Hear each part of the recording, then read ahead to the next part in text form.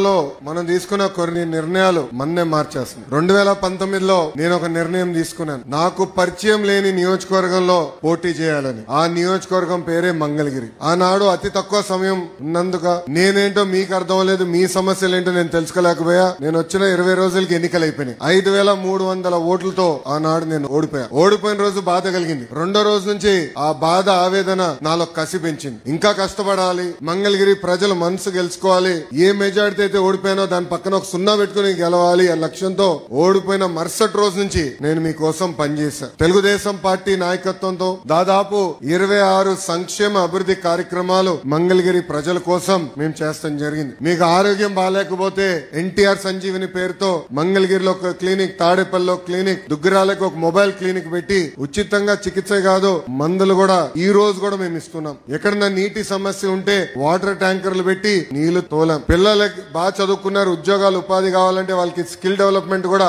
ఆనాడు మేము చేశాం. ఇంకా ఇంట్లో పెళ్లి జరిగితే నేను రాలేకపోతే స్వయంగా బట్టలు కూడా పెడతాం జరిగింది. నిరుపేద కుటుంబాలు సొంత కాలుపై నిలబడాలన్న ఆలోచనతో తోపుడు బండ్లు ఇచ్చాం. మహిళలకి ఆర్థిక స్వాతంత్రం రావాలని కుట్టు మెషినే కాదు ట్రైనింగ్ మరి ఇచ్చి కుట్టు మెషిన్ అందజేసి ఈ రోజు వాళ్ళ పని కూడా మేము కల్పిస్తున్నాం. కోవిడ్ వస్తే ప్రభుత్వం అని మర్చిపోయింది కానీ ఆనాడు నేను మర్చిపోలేదు. ఆక్సిజన్ గాని మందులు గాని అమెరికా డాక్టర్ల ద్వారా ఆన్లైన్ లో చికిత్స కూడా అందజేశాం. అవసరమైన మందులు ఇచ్చాం. ఇట్లా 26 సంక్షేమ అభివృద్ధి కార్యక్రమాలు మంగళగిరి ప్రజలకి నేను చేశాను. అది మీరు చూసి మొన్న జరిగిన ఎన్నికల్లో అందరికి దిమ్మ తిరిగే విధంగా 91,000 మెజార్టీ నన్ను గెలిపించి మీరు నన్ను శాసనసభకు పంపించారు.